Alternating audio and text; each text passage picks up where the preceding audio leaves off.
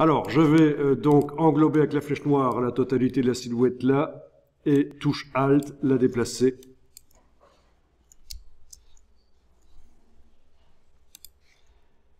Alors, je vais m'intéresser au motif. Ah oui, donc là, il y a quelque chose de particulier qui va se passer. Je voudrais modifier la couleur dans le motif, la couleur de cette misérable girafe, notamment, ou de l'éléphant derrière, ou des plantes. Donc le motif, je veux vraiment modifier le motif. Mais en réalité, il est impossible, même si vous sélectionnez la forme avec la flèche noire ici, il est impossible de modifier le motif uniquement pour cette forme-là. Ça va le modifier pour les autres formes. Sauf que je suis en train de me dire, il y a quand même une solution. Ok, la solution, on va l'appliquer tout de suite. Oui, parce que vous voyez, je veux pas modifier le motif pour les autres silhouettes, pour les autres, mais uniquement pour celle-là. Donc, voilà ce que vous allez faire. Dans la palette nuancier, le motif qui est utilisé par cette forme, vous arrivez à le repérer? Où il est? Non, le motif dans le nuancier. Bon, c'est facile à faire, hein. Pendant que la forme est activée, si vous activez le fond qui contient le motif, vous avez le motif utilisé qui est en principe encadré. Oui, il est encadré, vous voyez, il y a un cadre noir. Bon, ça c'est... Ici, c'était facile de le trouver de toute façon, même sans ça. Mais si vous avez plein de motifs, des dizaines, des centaines dans votre palette, voilà, vous allez pouvoir le repérer comme ça. Donc, il faut avoir sélectionné la forme avec la flèche noire. Dans la palette aspect, il faut avoir activé le fond qui contient ce motif. Et donc, on le voit, il est là. Alors, ce que vous allez faire, puisqu'on veut modifier ce motif, mais uniquement pour la silhouette qu'on est en train de travailler là, pas pour les autres. Il est utilisé par toutes les silhouettes. On va le prendre et on va l'amener sur le signe plus ou sur le bloc de feuilles et vous obtenez une copie. Et sur cette forme-là, vous allez appliquer ce motif. Voilà. Rien ne change. Ben oui, c'est le même, c'est une copie. On vient juste de mettre la copie. On vient juste de mettre la copie sur cette forme-là. Donc j'ai juste pris ceci et je l'ai glissé sur le signe plus ici, ça a fait une copie, puis je mets à jour le fond là, je lui dis tiens, tu n'utilises pas l'original, tu utilises la copie. Ah ben là on clique simplement, voilà, il utilise l'original ou la copie, ou un autre.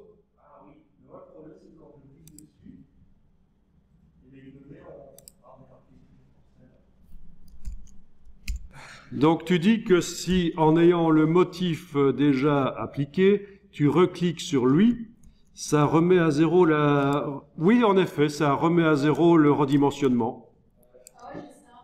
Voilà, donc il faut faire un CTRL Z dans ce cas-là, édition annulée. Oui. Illustrator pense qu'on veut remettre à zéro, c'est intéressant. C'est vrai que j'avais déjà vu ça, mais il y a longtemps. Mais voilà, mais là on veut conserver les modifications du motif. Bien, vous allez cliquer à côté de tout, rien n'est sélectionné. Vous cliquez à côté de tout, rien n'est sélectionné. Et vous allez double-cliquer sur le motif, la copie là. Alors parfois, ça peut être intéressant dans la palette nuancier de demander affichage par liste de grandes vignettes.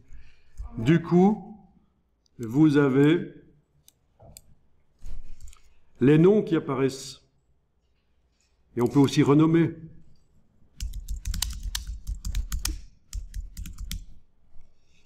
Mais vous n'êtes pas obligé de le faire, mais je vous montre juste qu'à un certain moment, ça peut être intéressant de voir les noms.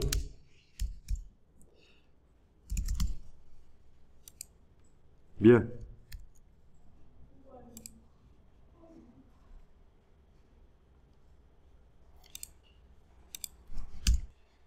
Oui. Quand on a beaucoup de choses dans la palette nuancier, évidemment, ça peut servir. Tiens, je teste juste quelque chose ici, menu ici. Afficher le champ recherché. Du coup, on a une petite loupe ici au-dessus. Et si je tape, tiens, si je tape là-dedans, girafe, ben il me montre que les motifs qui contiennent le mot girafe, vous voyez. Ça peut être intéressant aussi. Donc c'est juste qu'il faut le demander, c'est bizarre qu'il n'y soit pas d'office dans le menu de la palette nuancier, afficher le champ recherché, et par nom vous pourrez filtrer l'affichage. Ça peut être pratique, bien que ici elle n'est pas vraiment remplie cette palette nuancier, donc pas vraiment d'intérêt. Ok, donc aucun objet n'est sélectionné. On va double-cliquer sur la copie et elle apparaît. Il y a un fil d'Ariane au-dessus et si on veut sortir de là à un certain moment, il faudra cliquer sur la flèche en haut à gauche. Mais là, je reclique dessus parce que c'est ce que je veux. Je veux modifier ce motif copie du motif girafe. Voilà, voilà. Et alors, vous pouvez tester. La girafe, elle est là au centre. Le reste, ce qu'on voit autour, c'est des répétitions du motif. La girafe, elle est là. Je la sélectionne. Alors, bizarrement, quand on clique sur la girafe, et qu'est-ce que vous voyez dans la palette des outils ici? Il ne sait pas quelle est la couleur. Il devrait montrer que c'est un dégradé. Mais il ne sait pas pourquoi. Il ne sait pas quelle est la couleur. Alors, ce qui se passe, c'est que, si on regarde la palette des calques, on va comprendre pourquoi. Vous n'êtes pas obligé d'y aller, mais je vous montre. Ce qui se passe, c'est que la girafe, elle est dans un groupe dans lequel se trouve le contour de la girafe et le fond de la girafe.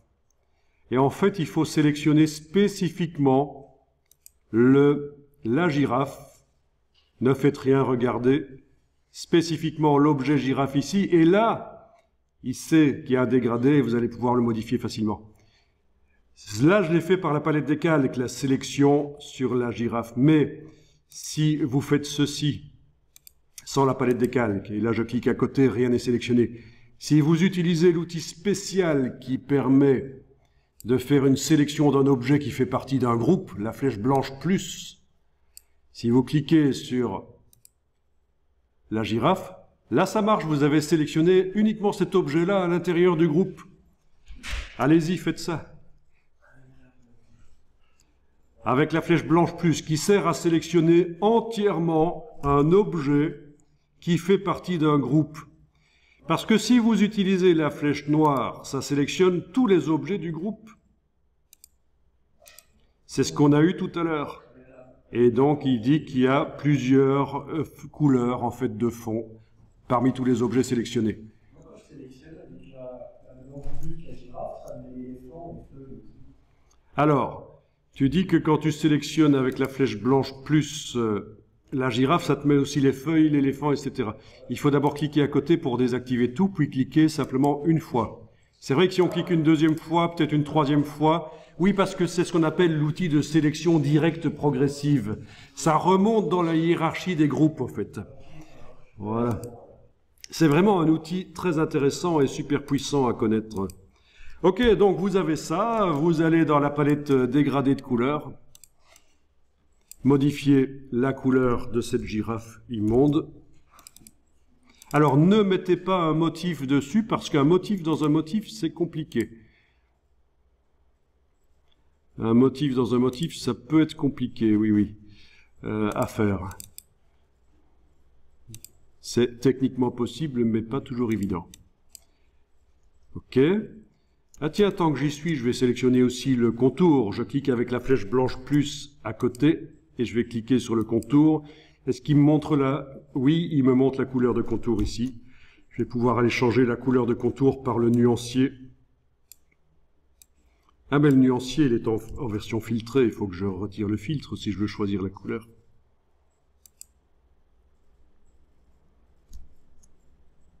Tiens, on va le mettre comme ça. Voilà. Ok. Enfin voilà, vous avez modifié la couleur de cette immonde girafe. Et on va sortir de l'édition de motifs à un certain moment avec la petite flèche à gauche du fil d'Ariane, du breadcrumb. Voilà. Et comme prévu, ça n'a modifié que le motif sur notre modèle, le dernier, parce qu'on a modifié la copie du motif, évidemment.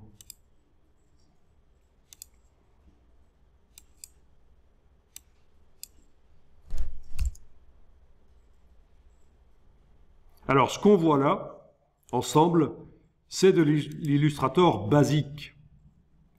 Mais, il faut savoir qu'il y a tellement d'endroits et d'écoles où les choses sont enseignées assez mal, que même si ce qu'on fait ici, ça représente 5 ou 10% des capacités du logiciel, vous êtes quand même déjà largement au-delà de ce qu'on voit dans certaines écoles, en fait. C'est dommage. Et je ne peux que vous encourager à continuer à apprendre par vous-même si ça vous intéresse, ce genre de choses. Alors, il fut un temps où ça coûtait cher de se former, il fallait payer des formations. Maintenant, vous avez droit à des formations gratuites quand vous êtes indépendant dans certains centres de formation. Vous vous inscrivez, c'est gratuit certains jours. Vous avez plein de formations gratuites sur YouTube ou d'autres plateformes. Si je vous parle de mon cas, pour faire un peu d'histoire, sans remonter jusqu'aux dinosaures, dans les années 90, quand j'ai commencé dans l'infographie, pour se former, il fallait dépenser, acheter des livres, et les vidéos, c'était 60 € pour acheter un CD. C'était pas encore des euros à l'époque, bien sûr, mais c'est l'équivalent de 60 €. Et le CD contenait à peu près 2h30, 2h30, je veux dire, 3 heures de vidéo. Vous voyez, 60 € pour 3 heures de vidéo. Et si vous comparez maintenant tout gratuit sur YouTube et vous avez des milliers d'heures de vidéos intéressantes, il faut choisir, c'est quand même génial. Donc plus d'excuses pour ne pas se former, en fait. Hein. Vraiment, continuez à vous former si ça vous intéresse, ces domaines-là. Parce que plus vous êtes formé, plus vous êtes rapide pour travailler, plus vous êtes rapide pour travailler, plus vous pouvez générer du graphisme et choisir les bons graphismes et évoluer. Et voilà. Parce que l'aspect productivité, ça compte. Hein. Arriver à faire en 2 minutes quelque chose que d'autres font en 20 minutes ou en 2 heures, c'est toute la différence. Et quand vous devez être embauché dans une entreprise, on vous fait passer des tests rapidement pour voir où vous en êtes au niveau de manipulation des logiciels. Est-ce que vous êtes lent? Est-ce que vous êtes rapide? Où est-ce que vous en êtes? Bon, vous avez vu le principe, on ne va pas modifier plus le motif. Je vais ici, et vous le faites aussi, vous englober avec la flèche noire le dernier qu'on a modifié et vous le dupliquez. Vous pouvez enregistrer le fichier aussi pour éviter de perdre ça, même si, en principe, Illustrator, s'il plante, va vous proposer de réouvrir une version assez récente du document. On peut aller jeter un coup d'œil pour voir s'il est réglé pour conserver les versions récentes. Dans le menu Édition Préférences, sur un PC, vous êtes sur un PC, c'est le menu Édition Préférences. Est-ce que vous avez les préférences qui concernent la gestion des fichiers? Et là-dedans, vous devriez voir les options d'enregistrement de fichiers, là au-dessus. Enregistrer automatiquement les données de récupération, toutes les... Ah, il n'était pas enclenché chez vous. Ça veut dire... Alors, il y a un... Ben ça, c'est vous qui voyez, parce que en fait, chaque fois qu'il enregistre, ça prend du temps. Et si votre fichier est lourd et que toutes les minutes il enregistre, ou toutes les 2 minutes, ça peut être ennuyeux. Donc c'est vous qui voyez. C'est pour ça qu'il est réglé pour... Mais en principe, on ne devrait même pas avoir besoin de ça, puisque on enregistre soi-même régulièrement. Si on est... Mais parfois, on est tellement pris dans la création qu'on oublie d'enregistrer. C'est bête. Oui, si vous modifiez, il vous prévient que ça prendra effet au prochain démarrage de l'ordinateur de Illustrator. Bon, c'est vous qui voyez. OK.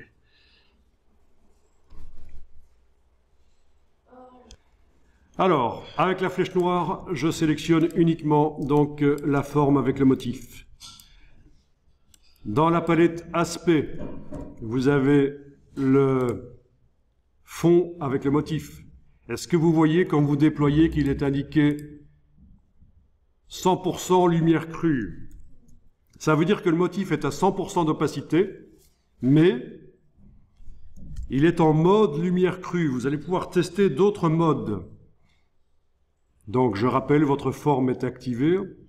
Dans la palette aspect, le fond du motif est activé. Vous cliquez sur opacité. Et là, vous allez pouvoir positionner le pointeur de la souris sur le nom du mode. Et avec la roulette de la souris, vous passez d'un mode à l'autre rapidement. Et vous regardez ce que ça donne. Voilà. Vous regardez ce que ça donne.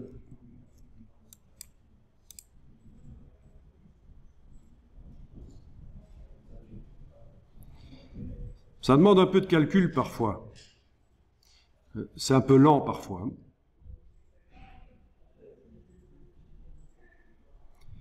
Donc c'est comme dans tous les logiciels d'infographie, il y a ces modes de fusion. Il y a même des logiciels qui en ont plus que ça. Le dernier mode, par exemple, luminosité, fait en sorte que la couleur du fond est complètement oubliée et ça modifie le dégradé d'en dessous avec la luminosité. Ça peut être intéressant. Vous avez également l'opacité, bien sûr, qui peut être modifiée parallèlement à ça. Ne cliquez pas n'importe où dans cette boîte. Ne cliquez pas sur Créer masque, par exemple. Ça ne nous sert pas ici. Vous avez une option Créer masque qu'il ne faudrait pas utiliser dans ce cas-ci. Et voilà. Donc c'est assez génial, tous les tests qu'on peut faire.